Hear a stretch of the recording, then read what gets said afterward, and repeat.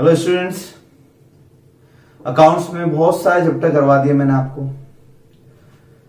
अब last chapter CA intermediate IPC new course का आखिरी चैप्टर बचा है जो मुझे समझाना है, वो है 9th नंबर चैप्टर अपने नोट्स में, डिबेंचर्स रिडम्पशन। बस इसके बाद कुछ अकाउंटिंग स्टैंडर्ड और समझाऊंगा और आपका कोर्स 100% कंप्लीट हो जाएगा। तो आखिरी चैप्टर की शुरुआत करते हैं हम। डिबेंचर रिडम्पशन समझने के लिए आपको सबसे पहले तो इन्वेस्टमेंट चैप्टर रिवाइज करना चाहिए। तो अगर आपको इन्वेस्टमेंट चैप्टर अच्छे से आता है तो बहुत अच्छी बात, और नहीं आता है तो आप इस चैप्टर से पहले इन्वेस्टमेंट चैप्टर का कम से कम एक वीडियो देख के और उसको एक बार रिवाइज कर लें, जहां हमने एक्स इंटरेस्ट, कम इंटरेस्ट वाली बातें पढ़ी थी। याद है वो 3 कॉलम में हम इन्वेस्टमेंट अकाउंट बनाते थे, कम इंटरेस्ट, एक्स इंटरेस्ट, इंटरेस्ट अलग करते थे, एक्सक्लूड। तो वो सारी चीजें आप एक बार अच्छे से रिवाइज करके रख लें तो आपको ये चैप्टर बहुत इजी लगेगा। रिडम्पशन पर एक चैप्टर और पढ़ा हमने, redemption of preferential shares. But preferential share बिल्कुल अलग है और ये बिल्कुल अलग कंसेप्ट है ना।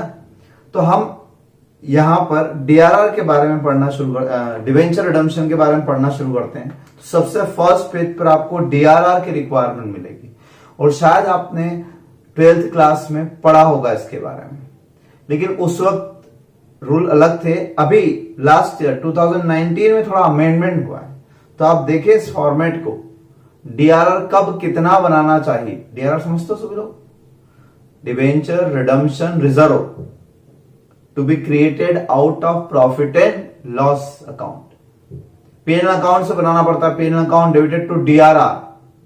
और फिर इस डीआरआर को जो आपने बनाया ये एप्रोप्रिएशन ऑफ प्रॉफिट है, उसको कहीं इन्वेस्ट करना पड़ता है, कहीं एफडी करवाएं या कहीं बॉन्ड्स लें, डिबेंचर्स लें, कुछ भी। तो इन्वेस्टमेंट होता है इसके, तो उसको बोलते हैं डीआरआर इन्वेस्टमेंट। ठीक है, debenture redemption reserve investment, DRI भी बोल सकते हो शॉर्ट फॉर्म में। तो डीआरआर होता है, डीआरआई होता है। DRI investment means debit balance assets में दिखेगा, डीआरआर प्रॉफिट का एप्रोप्रिएशन है मींस क्रेडिट बैलेंस, इसलिए लायबिलिटी साइड में दिखेगा आपको रिजर्व्स एंड सरप्लस में। लेकिन कब बनाना है, कैसे बनाना है, क्या कंसेप्ट रहता है, ये आप इस फॉर्मेट में देखिए क्या लिखा हुआ है। फॉर्मेट में ये लिखा किस किस को आपको डीआरआर बनाना है। तो पहला लिखा all India financial institutions, AIFI, financial institution जितने भी होते हैं, रेगुलेटेड बाय आरबीआई, जितने भी फाइनेंशियल इंस्टीट्यूशंस आरबीआई से गवर्न होते हैं, and banking companies for both public as well as privately placed debentures. तो पहली कैटेगरी में क्या आ गए, सारे फाइनेंशियल इंस्टीट्यूशंस आ गए। जैसे आपने नाम सुना होगा IFCI, Indian finance corporation, industrial finance corporation of India limited. ऐसे MPFC का नाम सुना होगा, मध्य प्रदेश फाइनेंस कॉर्पोरेशन। तो इस तरह की कई फाइनेंशियल इंस्टीट्यूशंस भी है। प्लस बैंकिंग कंपनी भी आ गई। बैंकिंग कंपनी यानी सारे बैंक, अभी की तारीख में सारी कंपनी, जितनी बैंक, SBI वगैरह कंपनी तो है, जब तो इनके शेयर्स लिस्टेड है। तो सारी बैंकिंग इंडस्ट्री आ गई, क्योंकि ये भी फाइनेंशियल। तो ये पहला ब्लॉक हम फाइनेंशियल का समझ लेते हैं। ये पब्लिक ऑफर करे डिबेंचर्स या प्राइवेटली प्लेस। प्राइवेटली प्लेस समझते हो, प्राइवेटली प्लेस मतलब ये अपने अपने कुछ प्रोमोटर्स ग्रुप में ही आपस में डिस्ट्रीब्यूशन कर सकते हैं, डिबेंचर इशू कर सकते हैं। पब्लिक को नहीं किए, प्राइवेटली यानी अपने प्रोमोटर ग्रुप में ही डिबेंचर इशू कर दिया और उनसे पैसा ले लिया। पब्लिक इशू में पब्लिक से पैसा लेते। तो 2 टाइप के इशू, दोनों लिखे। क्या लिखा सामने, नो डीआरआर, कोई जरूरत नहीं डीआरआर बनाने की। ठीक है, यानी विदाउट डीआरआर बनाए भी आप डिबेंचर इशू कर दो, रिडम्पशन भी कर दो, आपके नॉर्मल प्रोसेस से, है ना, लेना और देना। दूसरा, other financial institutions, FIs, other financial, इनके अलावा within the meaning of section clause 72 of companies act section 2, DRR will be as applicable to NBFC registered with RBI। तो अदर फाइनेंशियल इंस्टीट्यूशंस को किसके हिसाब से बनाना पड़ेगा, उतना बनाना डीआरआर जितना NBFC के लिए। NBFC मतलब non banking financial companies, non banking financial, finance करती है but non banking, banking business नहीं करती। इसका मतलब वहां जाके आप डिपॉजिट अकाउंट नहीं खुलवा सकते। जैसे आपने मुथूट फाइनेंस का नाम सुना, सुना ना। तो ये फाइनेंस कंपनी क्या है, इस तरह की जो फाइनेंस बहुत सारी कंपनी, इनमें आप सेविंग अकाउंट खुलवा सकते हो क्या? क्या चेक या ड्राफ्ट इश्यू कर सकते हैं ये लोग? नहीं, फाइनेंस देंगे, लोन देंगे आपको। ये बजाज फाइनेंस का नाम सुना आपने, महिंद्रा फाइनेंस का नाम सुना। तो ये बहुत सारी ऐसी माइक्रो फाइनेंस कंपनी है जो फाइनेंस प्रोवाइड करती है बट डिपॉजिट एक्सेप्ट नहीं करती है। डिपॉजिट मतलब public deposit, simple saving account, इस तरह के डिपॉजिट्स। ठीक है, तो ये क्या कहलाएगी? ये एनबीएफसी कहलाएगी, नॉन बैंकिंग, बैंकिंग नहीं है बट फाइनेंस है। तो DRR will be as applicable to NBFC. जो एनबीएफसी पे डीआरआर अप्लाई होगा वही इन अदर फाइनेंशियल इंस्टीट्यूशन पर भी होगा। तीसरा, तो अब हमको ये देखना पड़ेगा कि एनबीएफसी पे कौन सा होता है। तो तीसरे नंबर पे लिखा है फॉर लिस्टेड कंपनीज, सारी listed companies other than AIFI and banking, जो ऊपर आ चुका था उसको छोड़ के, ऊपर लिस्टेड नहीं लिखा था, इसका मतलब ऊपर जो लिखा था बैंकिंग कंपनी लिस्टेड हो या नहीं, नॉन लिस्टेड हो, डीआरआर नॉट रिक्वायर्ड। और अब आ गया है अदर देन, तो फाइनेंशियल कंपनीज छोड़ दें, अदर फाइनेंशियल इंस्टीट्यूशंस भी छोड़ देते हैं, है ना। बाकी बची हुई कंपनी की बात करते हैं, लिस्टेड कंपनी, रिलायंस, टाटा, इस तरह की। क्या लिखा हुआ है? ए पॉइंट, इसमें ए पॉइंट में लिखा ऑल लिस्टेड एनबीएफसीज के लिए registered with RBI and all listed HFC, HFC means Housing Finance Corporation, for both public as well as privately placed, no DRR। तो अगेन बात आ गई कि एनबीएफसी के लिए भी कोई डीआरआर नहीं और एचएफसी के लिए भी कोई डीआरआर नहीं, लिस्टेड जो है। और ऊपर वाले सेकंड पॉइंट में क्या लिखा था? अदर फाइनेंशियल इंस्टीट्यूशंस के सामने क्या लिखा था? DRR will be as per NBFC. और एनबीएफसी पे क्या निकला आपका? No DRR. इसका मतलब ऊपर वाले सेकंड पॉइंट में भी क्या हो गया? In short no DRR. तो पहले पॉइंट में नो डीआरआर, सेकंड पॉइंट में नो डीआरआर, थर्ड पॉइंट में listed NBFCs and HFC, no DRR. All list, फिर आगे लिखा है B point, other listed company for both public as well as private, no DRR. तो भाई no DRR, no DRR मतलब सारे फाइनेंशियल इंस्टीट्यूशन आ गए, सारे बैंक आ गए, सारी एनबीएफसीज आ गई, सारी हाउसिंग फाइनेंस कंपनीज आ गई। जैसे डीएचएफएल का नाम सुना आपने, एचडीएफसी का नाम सुना। एचडीएफसी बैंक अलग है और एचडीएफसी जो हाउसिंग फाइनेंस है वो अलग है। तो फाइनेंस, हाउसिंग फाइनेंस जितनी भी है वो सब सारे NBFC, Muthoot finance, Bajaj finance, सब बहुत सारी, एचडीबी फाइनेंस, बहुत नाम सुना होगा आपको, सब हटा दी, सब पे नो डीआरआर। और इसके बाद अलावा जो लिस्टेड कंपनी बची, यानी जो फाइनेंस नहीं करती, ट्रेडिंग करती, मैन्युफैक्चरिंग करती है, आईटीसी, रिलायंस इंडस्ट्री, इस तरह की लिस्टेड है, तो उन पर भी नो डीआरआर। अब बचा क्या? Last fourth, unlisted company other than AIFI and banking companies. Listed company, listed में भी किसको छोड़ दिया इन्होंने? सारी बैंकिंग को छोड़ दिया और एआईएफआई को छोड़ दिया, क्योंकि ऊपर एआईएफआई पे तो नो डीआरआर था, वेदर इट इज लिस्टेड और नॉट लिस्टेड। तो लिस्टेड हो तो भी नहीं और अनलिस्टेड है तो भी छोड़ देंगे, तो एफआई को छोड़ दो ऊपर वाले। इसके अलावा जो कंपनी बच रही है, क्या लिखा उसमें? All unlisted NBFCs. उसमें एक्सक्लूड किसको किया था? बैंकिंग कंपनी को किया था और एआईएफआई को किया था, बस एनबीएफसी को नहीं। एनबीएफसी में तो अभी हमने पीछे लिस्टेड में भी पढ़ा, लिस्टेड में 2 पॉइंट पढ़े, ए और बी। ए में एनबीएफसी और एचएफसी पढ़ा और अदर पढ़ा। ऐसे लिस्टेड में 2 पॉइंट पढ़ते हैं, एक अनलिस्टेड एनबीएफसी और अनलिस्टेड एचएफसी हो तो भी नो डीआरआर। तो इन शॉर्ट क्या हुआ कि एनबीएफसी पर लिस्टेड हो या अनलिस्टेड हो, नो डीआरआर। अब बचे other unlisted company, DRR shall be 10% of value of outstanding debentures issued is on the last day of the year, ऐसा लिख लो, is on the last day। तो आखिरी दिन जितने आउटस्टैंडिंग डिबेंचर है उसका 10% आपको डीआरआर बनाना है। पहले 25 था ये रूल, अब तो आप इतना सारा याद ना रख सकते हो। आप क्या याद रख सकते हो? आप इतना सा याद रख लो कि unlisted companies other than financial companies, NBFCs, banking companies and AIFI, सब तो हट गए, सब पे नो डीआरआर। देख लो आप, तो अदर देन दिस है ना, फाइनेंशियल सेक्टर हटा दे मन, सब तरह का छोटा बड़ा सब फाइनेंशियल सेक्टर को हटा दे। अब जो अनलिस्टेड कंपनी बची है बस उनको डीआरआर बचाइए, वो भी सिर्फ 10% of outstanding amount is on the last day of the year. ठीक, ये आपकी डीआरआर की रिक्वायरमेंट। तो ये बहुत अच्छा हो गया। अब अमेंडमेंट अब याद रखना इजी है, मैंने पूरा पढ़ा है लेकिन याद रखने के लिए मैं बोल रहा हूं, सिर्फ एक याद रख लोगे, बाकी सब क्या हो गया, नो डीआरआर रिक्वायर्ड। अब इन्वेस्टमेंट की बात करते हैं। Investment of debentures redemption reserve, अब डीआरआर जो बनाया उसका इन्वेस्टमेंट करते हैं। तो क्या लिखा हुआ है, further as per rule so and so amended in 2019, amended rules 2019 following companies, अब ए बी सी डी लिखा हुआ है, शेल ऑन और before the 30th day of April in each year, सुनना आप जरा बात, in respect of debenture issued, फिर कौन है, जितने डिबेंचर इश्यू किए, डिपॉजिट और invest as the case may be a sum which should not be less than 15% of amount of its debentures. 15% of debentures maturing during the year ending on 31st day of March of the next year. In any one or more of the following method namely. तो आपको इस DRR को कहीं invest करना है, कहां कहां invest करना है, तो इन्वेस्टमेंट की लिस्ट दी है वो इंपॉर्टेंट नहीं, कितना करना वो इंपॉर्टेंट है। 15% ऑफ डिवेंचर्स मैच्योरिंग, जितने डिवेंचर मैच्योर होने वाले हैं 31 मार्च को, उसका 15% आपको डीआरआई करना चाहिए, ये कंपल्सरी है। ठीक है, फिर पहले पूरा पढ़ लेते हैं, फिर मैं और समझाता हूं। एबीसीडी ये पॉइंट कट कर दो, कहां इन्वेस्ट करना कोई खास बात नहीं।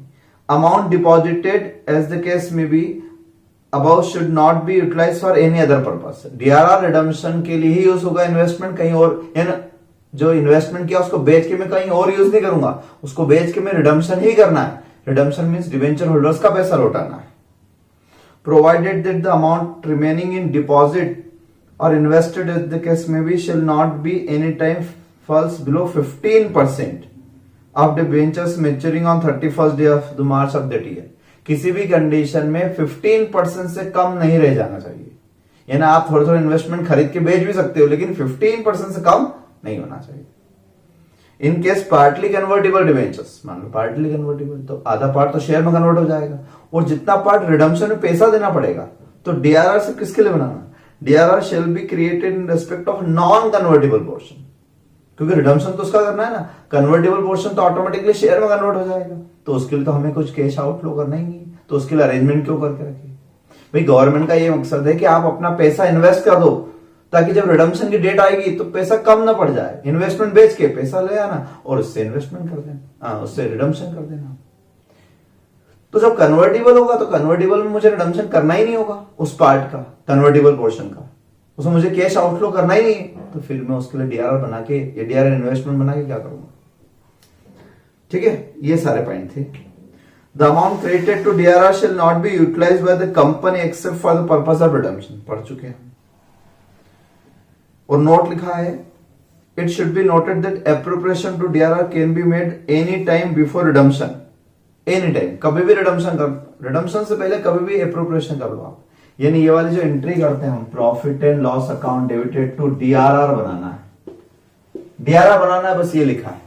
कहां लिखा था, ऊपर वाले पॉइंट में, लास्ट में, अनलिस्टेड कंपनी में 10% ऑफ आउटस्टैंडिंग डिबेंचर्स, तो जो भी 31 मार्च को आउटस्टैंडिंग होंगे उसका 10% डीआरआर बनाऊंगा, ये हो गई entry.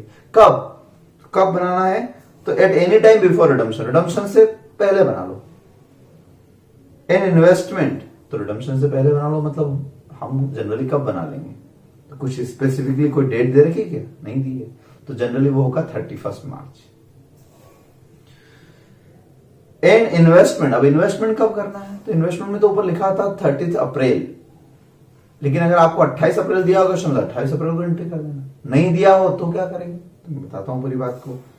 Investment in specified securities mention above can be done before 30 April for the debentures maturing that year, है ना। However, for the sake of simplicity and case, it is advisable to make the appropriation and investment immediately after the debentures were allotted, assuming that the company has sufficient amount of profit. तो जैसे issue करें तभी DRR बना दो, इनका ये कहना है। आप अज्यूम कर लो कि कंपनी के प्रॉफिट है और प्रॉफिट में से कंपनी ने क्या कर दिया, डीआरआर बना दिया, तो जैसे इश्यू करें, अलॉटमेंट करें, तभी आप डीआरआर बना दो। issue if allotment date is not given in the question. Also, in some cases, the date of allotment could be missing. In such case, the appropriation and investment should be done on the first day of the year, for which the ledger accounts are to be dropped. तो जिस year की आपको accounting entry पूछी, आप उस year के starting में मान लो, अज्यूम कर लो. ये मेरा लिखा हुआ नहीं है, ये जो नोट है ये स्टडी मटेरियल में दिया हुआ है, वहां से लिया है. तो इंस्टीट्यूट भी यही कहता है कि अगर आपके पास डेट मेंशन नहीं है तो आप स्टार्टिंग में ही बना लो या एंड में बना दो. अब मैं आपको सही से बताता हूं कि एक्चुअली करना क्या चाहिए. मैं बताता हूं क्या करना चाहिए. हम बात करते हैं सपोज 31 मार्च 2020 अभी गया है ना, ये 1920 ईयर अभी गया.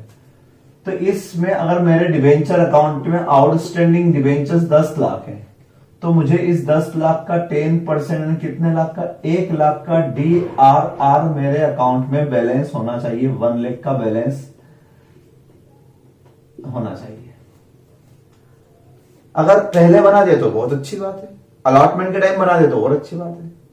तो पुराना अगर चला आ रहा है तो बहुत ही अच्छी बात है. यानी आपके लिए पहला ऑप्शन तो क्या हो गया, नोट में लिखा था कि आपके पास कुछ भी नहीं दिया, तो जब अलॉटमेंट किया है यानी आज से 2-4 साल पहले, तभी DRR बना दो. ये अज्यूम करते हो that company has sufficient profit, तभी ये एंट्री, ये 1 लाख का प्रोविजन तभी कर दिया.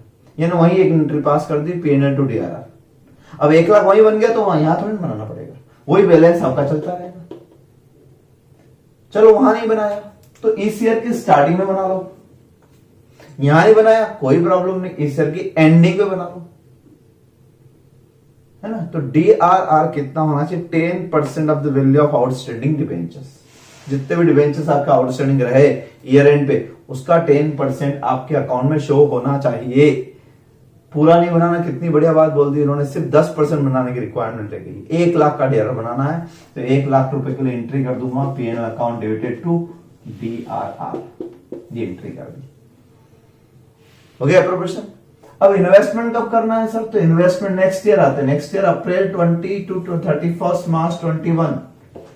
इस ईयर में रिडम्पशन होना है, तो due date of redemption, redemption की ड्यू डेट जो है वो इस तरह कहीं, मान लो आपके डिवेंचर की रिडम्पशन की डेट है जनवरी 21, ठीक है. तो आपको DRR तो यहां बनाना है, तो DRR का तो बैलेंस ही कैरी फॉरवर्ड हो जाएगा यहीं पर. ये 1 लाख का बैलेंस DRR का आ जाएगा यहां पर. तो DRR अकाउंट का तो बैलेंस आपका ब्रॉड फॉरवर्ड होके ही आ गया. अब इन्वेस्टमेंट कब तक करना है, तो क्या लिखा था आपने पढ़ा उसमें ढंग से. आप ऊपर वापस जाएं, ABCD पॉइंट में कहा शेल ऑन और before 30th day of April in each year. हर साल के 30 अप्रैल से पहले पहले आपको इन्वेस्टमेंट करना है, DRI बनाना है. यानी आपको अपना पैसा, अब कितना पैसा, तो 15%, कितना पैसा, 15% of amount of debentures maturing during the year ended on 31 March next year. तो नेक्स्ट ईयर का मतलब इसका अगला नहीं, यही ईयर, इनडायरेक्टली वो करंट ईयर ही. तो उसी साल के 30 अप्रैल तक जिस ईयर में आपको मैच्योर करना है, तो मैच्योरिटी डेट अगर इस ईयर में आ रही है. अब मान लो इस 10 लाख में से मुझे मैच्योरिटी जो करना है वो सिर्फ 5 लाख का ही मैच्योरिटी आ रही है. मैच्योरिटी सिर्फ 5 लाख रुपए की, तो मुझे 5 लाख का 15% 75,000, सॉरी 5 लाख का, हाँ 15% 75,000, 75,000 रुपए का DRI बनाना होगा 30 अप्रैल से पहले. तो एंट्री क्या हो जाएगी, DRI account debited, investment account debited to bank. ये मैं FD करवा दूंगा या जो भी करना है 75,000. समझा. DRR कैसे बनाना है, DRR चलेगा टोटल डिवेंचर आउटस्टैंडिंग का 10%. ये किस पे चलेगा, ये चलेगा 15% of debentures maturing next year. इस ईयर में जितने डिवेंचर मैच्योर होने वाले, बस उसका मैच्योर पूरे हो रहे होते तो पूरे का 15%, मैच्योर आधे हो रहे हैं तो आधे का 15%. बस इतने इन्वेस्टमेंट हो जाना चाहिए. यानी इतना पैसे का अरेंजमेंट आप 30 अप्रैल से पहले पहले करके रख ले. कहीं ऐसा ना हो जाए कि ड्यू डेट आ जाए और आप बोल दो पैसे ही नहीं. इसलिए गवर्नमेंट चाहती है एटलीस्ट 15% आपको पहले से अरेंजमेंट करना है। जब डेट आएगी, ड्यू डेट आएगी जनवरी, तब मैं इन्वेस्टमेंट को बेच दूंगा तो क्या एंट्री होगी, bank account debited to DRI, बेच दूंगा, प्रॉफिट लॉस जो भी हो, ये पैसा आएगा, इस पैसे में से मैं रिडम्पशन कर दूंगा। ठीक है, तो एक अच्छी बात है कि 100% इन्वेस्टमेंट का नहीं बोला, सिर्फ 15%। 100 रुपए का इन्वेस्टमेंट, 100 रुपए का रिडम्पशन करना है, 15 रुपए इन्वेस्ट करो। 5 लाख का करना है, 75,000 बस, बाकी पैसा आपने लाओ। क्लियर है बात? तो ये डेट वाला खेल बताना चाहता था कि किस पर कितना परसेंट कहां लगाना है, यहां आउटस्टैंडिंग पे लगाना है या मैच्योरिंग पे लगाना है। बात समझ में आ गई? ठीक है, ये भी हटा देता हूं मैं, ये भी हटा देता हूं मान लो मैं, ठीक है, और ये सब भी हटा देता हूं। तो इन शॉर्ट ये बात आ गई है ना। 30 अप्रैल वाली लाइन आप पढ़ लेना अच्छे से, वो ये लाइन थी, ऐसा करना था। 15% ऑफ मैच्योरिटी अमाउंट 75,000, ये DRI होना चाहिए 30 अप्रैल से पहले। अब एक और कंफ्यूजन, क्या कंफ्यूजन दूसरा, कि सर क्या जो कंपनियां DRI बनाती, क्या उन सबके लिए इन्वेस्टमेंट कंपलसरी है? पहले था ऐसा, बट अब जरा ध्यान से पढ़ लेते हैं हम ये जो अमेंडमेंट हुआ है उसको। ये चार्ट में क्या पढ़ा हमने, चार्ट में ये सीखा, पहला पॉइंट जो था आपका, फर्स्ट पॉइंट, वो था AIFI और बैंकिंग कंपनीज का था, बैंकिंग कंपनीज का था, लिस्टेड और अनलिस्टेड। ठीक है, कोई भी हो, तो इन सब के लिए क्या DRR बनाना है, क्या DRI बनाना है, ऐसा बना लेते। तो ये चार्ट तो आपके सामने ही, उसमें एक कॉलम आप बढ़ा सकते हो साइड में। तो यहां पर लिखा था नो DRR, है ना। सेकंड पॉइंट क्या था, सेकंड पॉइंट था आपका other financial institution, other financial institutions, इनमें भी नो DRR था। ठीक है, तीसरे नंबर पर क्या था, थर्ड नंबर पर था लिस्टेड। लिस्टेड में क्या था, लिस्टेड में 2 पॉइंट थे, लिस्टेड में 2 पॉइंट थे। लिस्टेड में एक पॉइंट था लिस्टेड NBFC और हाउसिंग फाइनेंस कॉर्पोरेशन, और बी पॉइंट था अदर लिस्टेड कंपनीज। ये तो अलग ही हो गई, इसको तो हमेशा अदर, ये तो अदर ही है, तो ये अलग ही, इसको तो हर जगह से अदर्स में लिख दो, इसलिए वहां बार बार ये लिख रहे हैं other than this. No DRR, no DRR, इस केस में भी नो DRR है, आप देखो ध्यान से, ठीक है ना। फोर्थ नंबर केस हम देखें, फोर्थ नंबर में था अनलिस्टेड। अब अनलिस्टेड कंपनीज में क्या है, अनलिस्टेड कंपनीज में A पॉइंट B पॉइंट, इसी का उल्टा, अनलिस्टेड NBFCs और HFC और other unlisted company, other than this other than this. तो इसमें भी क्या था, नो DRR, और यहां था ओनली 10% DRR, सिर्फ 10% बनाना है, ये रूल है आपका, है ना। इतना तो आ गया। अब इसी को हम नीचे पढ़ते हैं, क्या क्या लिखा, all listed NBFCs, all listed NBFCs, इनको आपको DRI बनाना है, यस। ऑल लिस्टेड HFC, ये भी आ गया, yes. All other listed companies, all other listed companies, ये यानी इनको भी आंसर हो गया, यस। अदर देन SI, इनको छोड़ दें। All unlisted companies which are not NBFC, other unlisted company which are not NBFC, ये यस। बस इतना लिखा है, शेल प्रिपेयर, इसका मतलब यहां पर नो, यहां पर भी no DRI, no DRI, no DRI, है ना। अनलिस्टेड NBFC को DRI की जरूरत नहीं है, अनलिस्टेड कंपनीज को है, other than which are not NBFC के लिए लिखा। तो NBFC में सिर्फ लिस्टेड में लिखा, देखो आप ध्यान से, ये ऐसा सेट कर लो आप साइड में चार्ट, तो आपके लिए और इजी, बहुत समरी फॉर्म बना दिया मैंने आपको, अब इतना तो याद रह सकता है ना। आपको यहां याद रखना है, एक तो 10%, ये सब तो नो हो गए, और यहां 3 जगह यस करना है, लिस्टेड एनबीएफसी, एचएफसी और लिस्टेड कंपनी। लिस्टेड सब आ गए एक तरीके से समझो, अदर देन दिस लिस्टेड सब आ गए। अनलिस्टेड में क्या आया, सिर्फ अदर कंपनीज आई पास। 3 चीजें याद रखेंगे। ये हमारा ये थ्योरी वाला पार्ट कंप्लीट हुआ, क्या करते थे। अब मैं आपको बताता हूं प्रैक्टिकल पार्ट पर। जर्नल एंट्रीज पेज नंबर 9.3 पर है। The necessary journal entries passed in the books of the company are given below. क्या एंट्री करते हैं, तो एंट्री में है फर्स्ट सेटिंग असाइड वगैरह वगैरह बहुत सारी एंट्री दी है। At the time of allotment भी, फिर सेकंड स्टेप पे मैंने दी at the time of redemption भी दी है ना। रिडम्पशन के टाइम पे डीआरआर वगैरह की एंट्री दी है। तो मैं चाहूंगा अभी इस एंट्री को भी छोड़ देते हैं। ये तब काम की जब डीआरआर बनेगा और डीआरआर इन्वेस्टमेंट बनेगा, और डीआरआर इन्वेस्टमेंट हर जगह तो बनता नहीं। तो कुछ क्वेश्चन डीआरआर और डीआरआर इन्वेस्टमेंट के भी होंगे, और कुछ क्वेश्चन में तो डीआरआर होगा ही नहीं और सिर्फ इन्वेस्टमेंट भी हो सकता है। तो ये कॉम्बिनेशन हो सकता है। मैं ऐसा क्वेश्चन पहला करवाता हूं जहां ना डीआरआर है ना डीआरआई, कुछ भी no DRR, no DRI, no DRR, no, ये वाले नहीं। अब आप कैसे पहचानोगे कि सर ये होगा कि नहीं? तो आपको क्वेश्चन में स्पेसिफिकली इनमें से कुछ लिखा आएगा तो आप डीआरआर बनाओगे ना, और कुछ नहीं लिखा है तो आप क्या अज्यूम करना, नो डीआरआर रिक्वायरमेंट। मॉडल में भी आप देखना नोट में लिखा हुआ मिलेगा अजम्पशन। पहला क्वेश्चन, फर्स्ट नंबर क्वेश्चन पढ़ते हैं।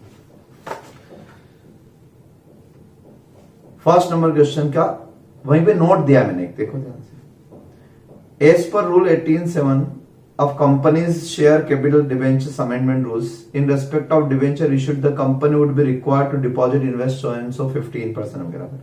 लास्ट लाइन में लिखा है in the given question DRRI account is not required, hence no such adjustment has been made. तो ये मान के कर दिया उन्होंने, क्योंकि ऊपर कहीं लिखा हुआ नहीं होगा। ऊपर लिखा हुआ है on 1 January Rama limited head the following. Rama limited, Rama limited कौन सी, लिस्टेड है, अनलिस्टेड है, क्या है, एनबीएफसी है, एफआई क्या है, कुछ नहीं लिखा। तो हम क्या लिख देंगे, no DRR, no DRI requirement, so ignore.